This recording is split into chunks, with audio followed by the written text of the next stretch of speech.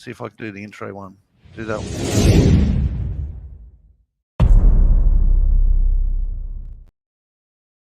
Oh, how grown up is that, mate? Hang on, I need to stop the screen. But we're live. All right, cool. God, I'm good We're at all tech. good. All right, we're live. Cool. Mate, I'm glad it's you driving and not me because I'm just as bad at this stuff. Just click here, click here. I've got all the instructions too. I'm getting better at it. This whole social media thing's a bit of an alien experience for me, but you know, obviously you need a social presence nowadays and all that sort of stuff. Anyways, enough of my banter. This is going out on YouTube and Facebook and, you know, Twitter and all that sort of jazz. Anyways, welcome everyone. This is the Orange Brick Road live show. If you haven't subscribed to our newsletter, you can go onto our website. It's down, I think it's down the bottom, or our social media post. It has it all in there. And basically, what we do is we do a live stream at 4 o'clock every Saturday. That's West Australian time. Wait a while time, and we just go through and have a guest on, and we talk about the news. Today we've got Jexxa, Jeremy Jexxa, from Bradshaw Knox. Hey mate, how you going? Yeah, travelling well, buddy. Good to be here. Excellent. All right, we'll start off. Oh yeah, mate. We'll flick through some things. I know you've done your research on the newsletter, so we're all fired up. You're actually running late. I told you and you'd forgotten. Yeah, but anyways, I was. Thanks for the call because it would have been a little bit embarrassing sitting here by yourself. Brilliant. All right, mate. Well, just introduce yourself a little bit. How you got into crypto and what you're currently doing now. Yeah. I guess to go way back, even just before my crypto journey. Started off, had a career in the tech space as a security engineer. So I was tasked with sort of looking after networks and servers and all that sort of stuff, just making sure everything was nice and locked down, hard and tight and nice and secure. I ventured away from that and I've had multiple careers, I guess you'd say at this point, but headed down the path of doing property developments and property investing and so forth. And still do a bit of that. But that really sort of taught me a lot about the finance side of things. So setting up structures and raising capital and trusts and all that sort of stuff. So I had a really good understanding from the financial perspective about the way businesses work, run my own business as well. Yep. And then the two worlds collided back in around 2016, where my IT skills and my financial background from the investing side of things sort of mashed together into this thing called crypto.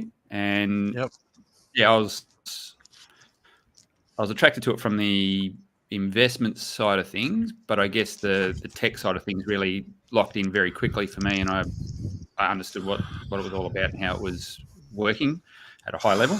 So for me, that made sense, and I could see where this was heading. And from then, I was way down deep into the rabbit hole of all things crypto, and haven't really looked back since then. So that sort of brings us up to today, where I'm leaning very much into the security side of things.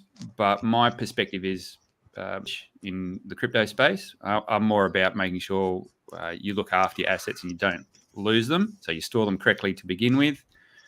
So getting the security side of things right and putting in a really good, I call it the security spectrum. So just building up layers of security so that you're protected as best you can be in this space. Like, threats change every day, so you've got to keep improving. But security is a really big focus of what I do at Bradshaw Knox. Yeah, Sorry, you go. Speaking of that, I might bring this up on the screen while we're here. Okay, can you see my screen? Not yet. Oh my goodness gracious! Oh, this tech stuff's awesome. Oh, and that's right. I've got to do entire screen, and I've got to click on that. Then I click share. Cool. Yeah. All right. See, this one. Just while you're talking about protecting your crypto. Mm-hmm. No, it's not that one. Where is it? Here. Okay. Yep. Sorry, mate. Continue. Yeah. So each year we see the threat vectors change a little bit, and they're getting smarter They're really getting smarter. So originally it was the thing that I seen happen a lot, this was probably last cycle, was giving away their seed words. So someone would either contact them in Telegram or on Twitter and do a lot of social engineering where they would effectively send the victim to a fake website or some tool. Sometimes they just outright ask for the seed words and people would paste it into bloody Twitter or Telegram, which is crazy. Yeah. So there was a lot of for an airdrop or free coins or something. Yeah, it wasn't. It was more about, okay, someone spouts out on a Telegram group or on Twitter, look, I'm having this bit of problem. Can someone help me? And then tech support contacts you, and then they end up doing that social engineering thing where they were able to get people to give up their seed words. So that happened a lot. Now we're seeing a lot less of that because everyone just, I mean, that's the first thing you learn in crypto. So it surprises me that people got caught by that. But hey, people still do it. That sort of changed this cycle, and now we're doing a lot. There's a lot more. Two of the main things that I'm seeing happen are where people do approvals. So they're interacting with a smart contract, and they sign an approval that effectively gives the malicious actor full rights to spend all their crypto, and then they just get their wallets drained. Yeah, that's the sad thing about crypto, man. You can make a lot of money in this space, but you can also lose a lot, and it's an absolute shame when you see people get wrecked. Yeah, and I've seen it happen to so many people, and unfortunately, when I get the phone call is when it has happened to someone. So rather than come to me first and let's work through your security setup, they look for someone after an incident, and there's not much you can do in a lot of cases. The horse is already bolted, and what it ends up turning into is more of a therapy session than a tech support or a security session because, well, they do. People, they literally, I see this, they go through all the stages of grief, and it's crazy to watch where it's like disbelief, and then they really need someone to, like, they're angry, and they need someone to say, yeah, look, this is really happened. You're not getting it back. And then once they hear that from someone else, they go, yep, okay, go through acceptance and so forth. So you really watch that play out. Have to deliver that sort of news to people. So for me, I'm about making sure you guard your digital legacy. That's everything I do at Bradshaw Knox. Yeah, brilliant, mate. And your site is obviously bradshawknox.com, and you're also on our website under services. Now, speaking of that, I'm going to do this, and we'll just jump straight into the newsletter. Okay, where are we starting? While you're doing that, I'll finish up on that. I'll finish up on that thread we just started there with that actual hack that you mentioned there, because that was a different type of one. So I mentioned a lot of people give an approval in their wallet that ends up draining their wallet. The one that you're seeing on screen there was what we call an address poisoning attack. And that's where, so you've used a block explorer where you look at all your transactions, or you use a wallet, you can go through your transaction history. And what some people do, they get lazy, and rather than get their receiving address from their wallet, they will go back to their transaction history and just copy it from there, whether it's on something like Etherscan or from within their wallet. Yeah.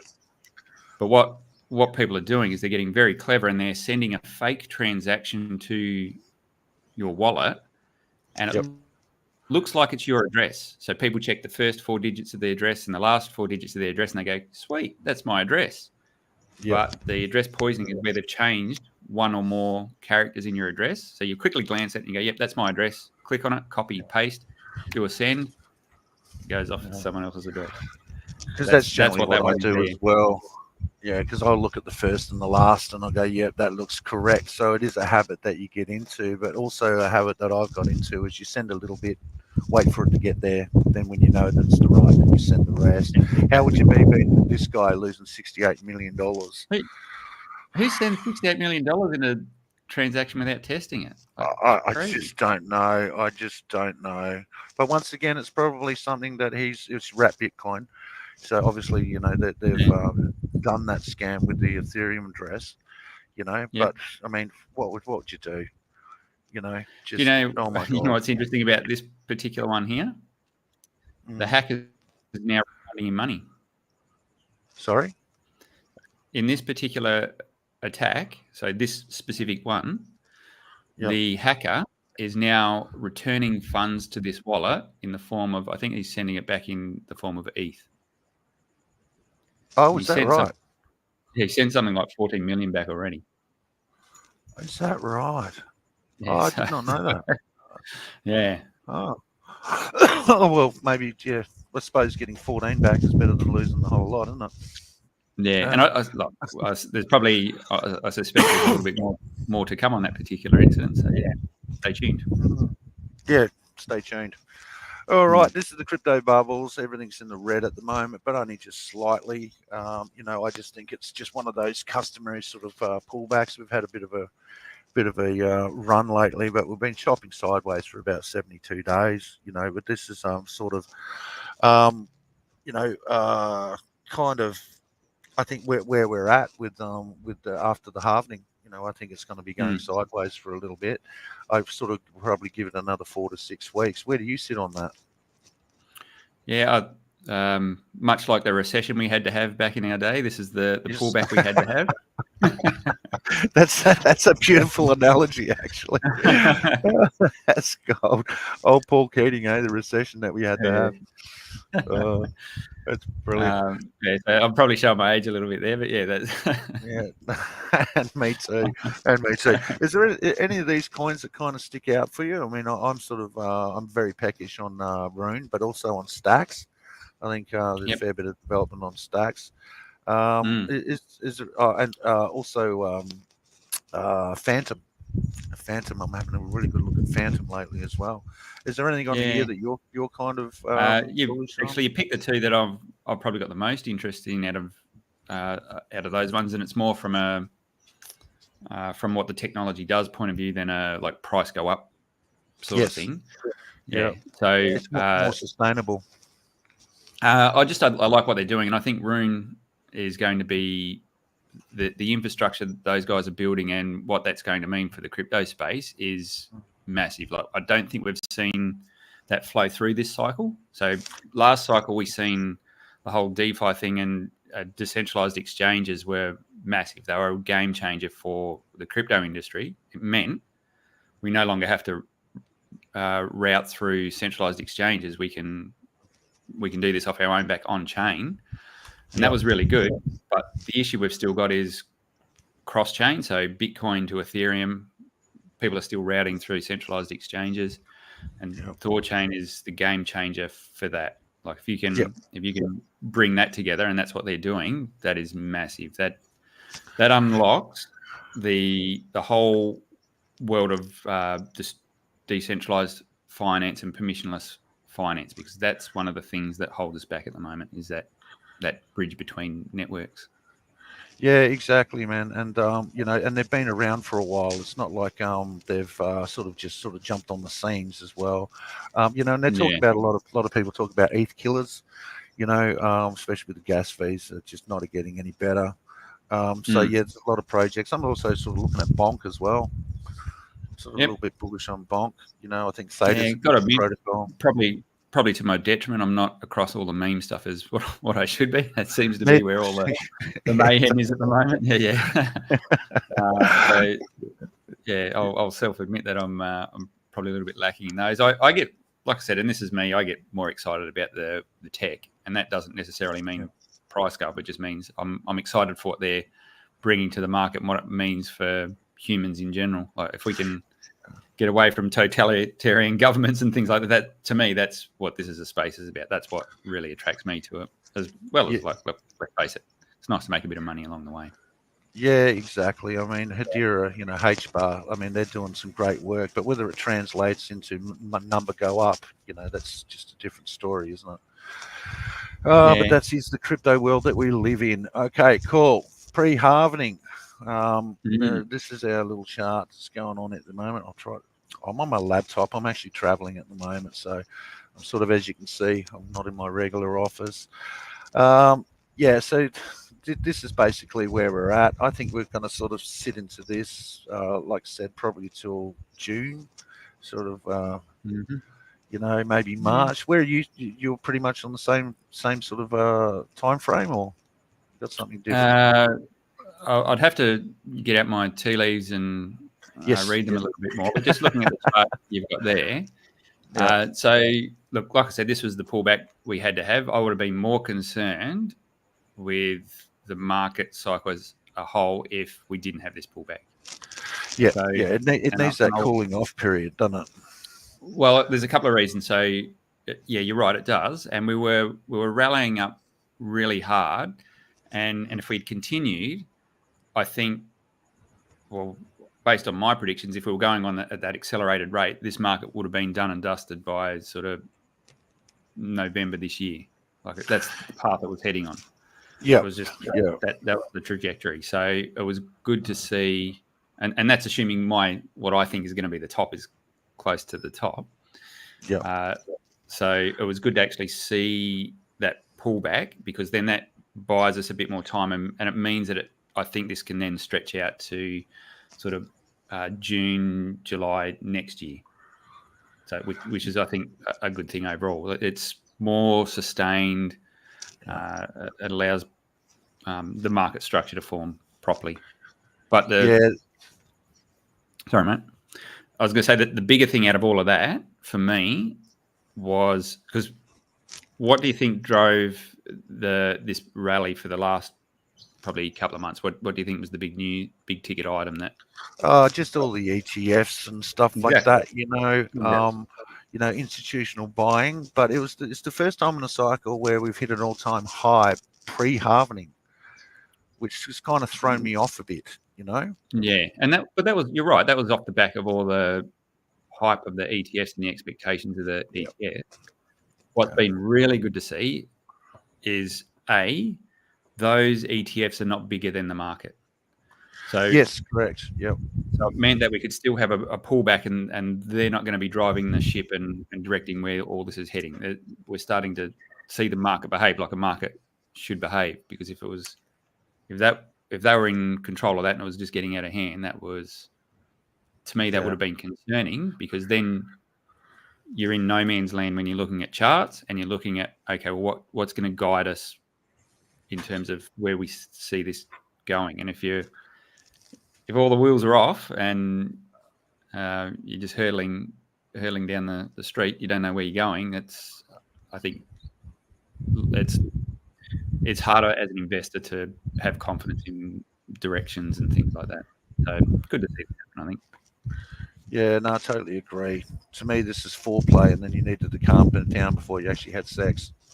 You know what I mean? That's the best way to put it, I reckon. Let's roll with that. I don't know if you've seen this clip, but this was absolutely fascinating. I would have put it in the horrifying bucket, but yeah. Yeah, that's right. It just bamboozled me. I was like, you can't be serious, Yeah, I've actually... I'm not sure, is the actual whole movie released yet? I've been trying to find the movie, but I don't think it's actually... So have I, because I wanted to know, and I even put it in the chat, is like, can I get a full version of this? It's just like his reaction. I don't know if you can hear it on your end.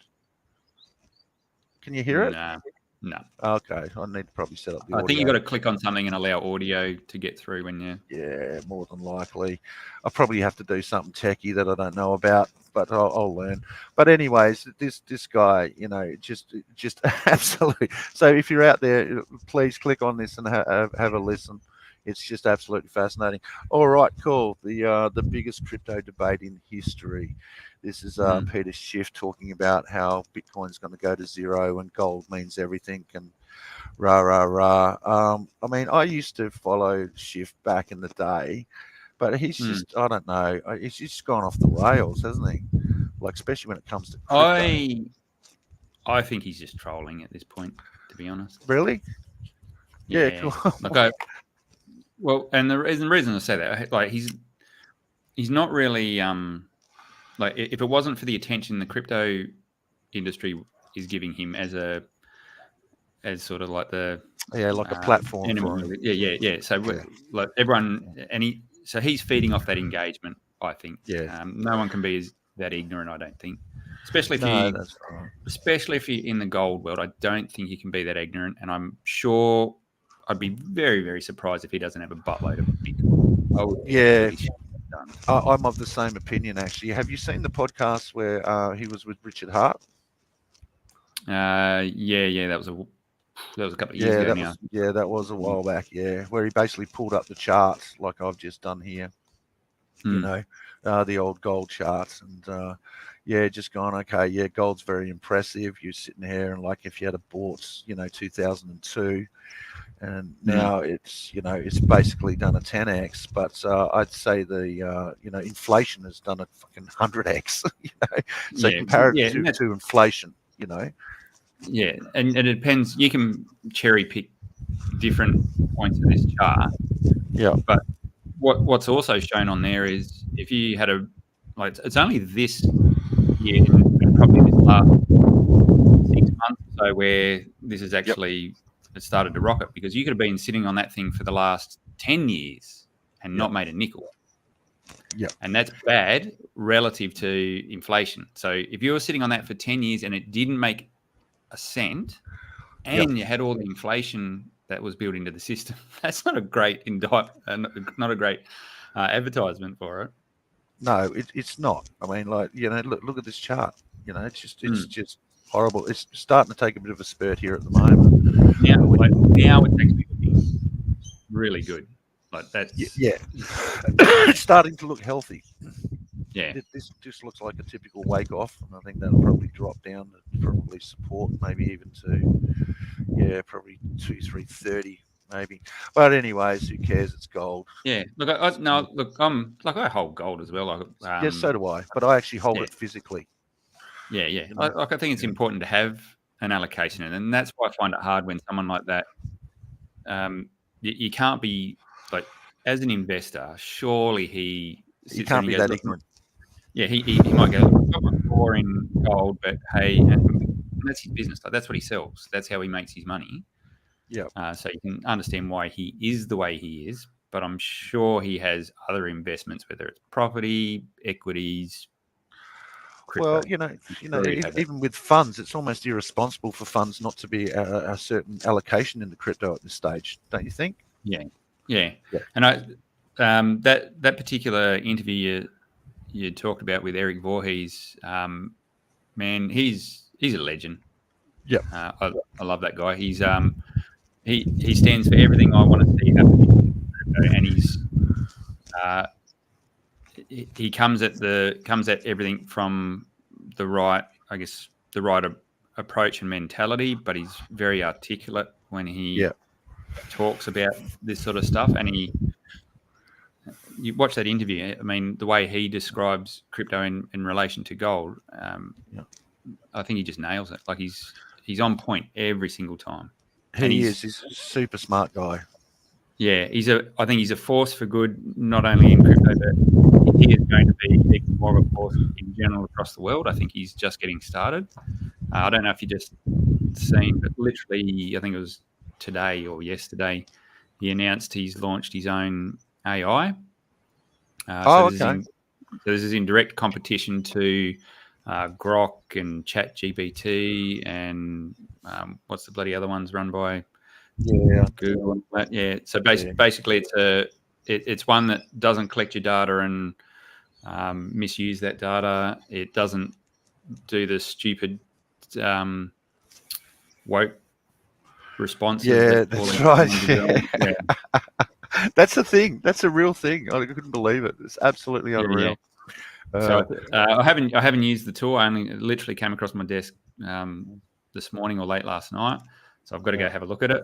But man, I just know what he's about. I know his ethos in things in general, and he's very involved in Thorchain and Rune. So that's why I like that as well. Yep. So he just comes at it from the right point of view every time, man. Yes, you know, how society is getting more divided as we speak, isn't it? It's just, you know, people that just think crypto's an absolute scam. You've got politicians that are getting involved. Okay, the ATO, guys, I know this sucks, but you do need to take care of this sort of thing. They are matching your accounts now. You know that Big Brother is there to watch you and help you. They do everything possible. I need to sort of, it's all about Big Brother. They've been My doing that for father, years, man. That data matching thing's been going on for a long time. yes, that's right. That's right. It's just sort of coming to they're just blatantly out with it now.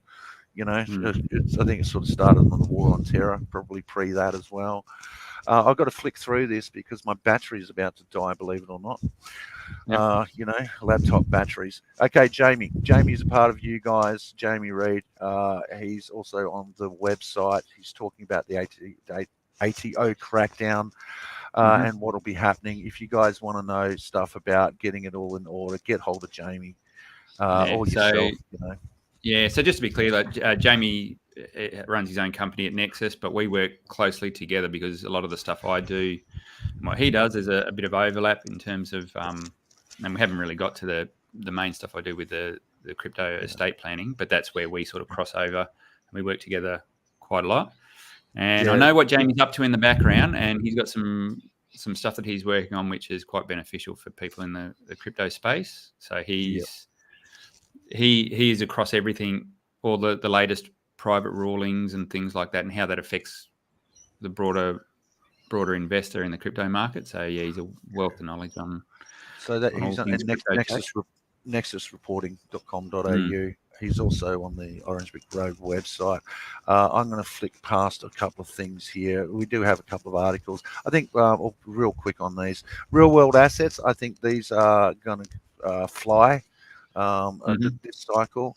You know, I'm in the block square because Julia is also a consultant with us.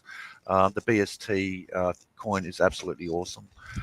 So are you sort of bullish on the good old the RWA? I think it's inevitable that we get to the point where things are tokenized. I think it's going to be a long, harder road. And the reason why I'm saying that is simply because you've got incumbent systems that are you've got to move those incumbent systems. So in crypto, when we're doing crypto native things, we can move at lightning speed, and we don't have legal frameworks that we have to worry too much about because it's all done on chain. But when you've got real world assets that are tied to companies and land titles and all that, you've got to bring those guys along for the journey. So it's inevitable, but it's a longer journey, I think. Yeah, and Block Square and BST, they've been on it for years and years. Yeah, they've been at it for years, and they're making some really good headroad. But you just got to understand that you've got to tie into existing legal frameworks and things like that. So it takes a little bit more. Yeah, just like the legacy media, they've got to catch up. All right, cool. So we'll just finish on this one. This is you, Jexxa. Okay, with the estate planning. Now, I didn't actually know that you did this until just recently. And once again, it's on our website under services. We've got the services tab here. We've got bookkeeping, we've got tax, security. We've got everything to do with crypto. But yeah, just touch on this for the next few minutes, mate, because this is really interesting, and it's something that I hadn't really considered. And I'm not shilling this. Well, I am shilling it because I think it's important especially with people that, have got a bit in crypto. This is important. So sorry, throw it over to you, mate. Yeah, so this is a natural extension of all the security work I do. And so I've got a thing called a security blueprint. And if you set yourself up according to that, then it puts in all these really good layers of security. But what it also does is it means that if something happens to you, you've got a path of being able to hand over your digital assets to what I call the new controllers. So if you're the current controller of your digital assets, like I said, ownership's a bit of a weird and wacky thing on the blockchain world. There's no titles to the bit of Ethereum you own or anything like that. It's just on-chain data. So how is that treated when something happens to you, and whether it's death, disability, or whatever? How is that treated if you can you're no longer around to control the assets? Who does that get handed off to, and how does it get handed off to them? And so that's where I spend a lot of time now, is helping people in that regard. Yeah. And it's born out of a necessity, mate. So I got into this space, and you stay in it for a little while, and you go, okay, well, if something happens to me, how am my family going to know how to use this weird and wacky stuff that I play with? So it was all about how do you do that handover, and what tools can we make use of to do that, and how can we set our security up so that it facilitates that? So that's where I spend a lot of time helping people at the moment, is putting those plans in place. So think of it like having a will or something like that, which a lot of people don't have. But there's legal. If you don't have a will, there's a legal system that you can use to navigate that world. In crypto, if you don't have a plan and no one knows what you've got. Yeah, that's right. It's gone. There's no one going to help you. No, lawyers have no idea how to deal with this stuff at the moment. They literally do not know how to deal with it because of the concept of ownership. It changes completely in the blockchain. So and there's the other thing on that with like, if someone goes, oh, I've only got 10 grand in, right? It's like your security. I've only got 10 grand. It's all right, 5 grand or 20 or whatever it may be. But that could be $1 million in a couple of cycles. It happens, man. It so, happens. So you're better off spending the money on securing your crypto through security, but also like a dead man switch, like pretty much what you've set up. Yeah. So get the security right, because I think that is the most important thing. But then if you use the right framework, then that can go with you on a lot longer journey, and it's always evolving. Like every year, I'll have a look at what I'm doing and say, okay, can I improve this? Especially if something changes in your life or your portfolio holdings or your knowledge as well. So as you've got to continuously improve this, and as you grow, you get better at putting these things in place and improving your security. Yeah, 100%. All right, mate. Well, thank you very much for joining us. My battery is literally about to die. I've just charged it up too. It's a new laptop. Batteries just don't last anymore. You know that guy that won that Nobel Prize in economics because he did that planned obsolescence? He said to Westinghouse and things like that, there's certain parts that fail after 2 or 3 years, so therefore people have to rebuy stuff. He used to buy a washing machine or a fridge, lasts forever. That's what they say about the light bulb, isn't it? Yeah, that's right. It was originally designed to last forever. Cool. All right, mate. Well, where can people get hold of you? Obviously, you go on to orangebrickroad.com.au, go on to services, you'll see estate planning. Jamie's on there as well. But if you've got, obviously, you got your social media and that sort of thing, yeah? Yeah, so I'm around on Twitter. If you search for Jexxa on Twitter, I'll be one of the few that come up there. Same on YouTube. I've got a channel there. My site's on my tag there at bradshawknox.com. I'm around plenty. If you search for me, I'm sure I'll pop up on the social on Google or something like that. Yeah, you've been around, mate. You get around, mate.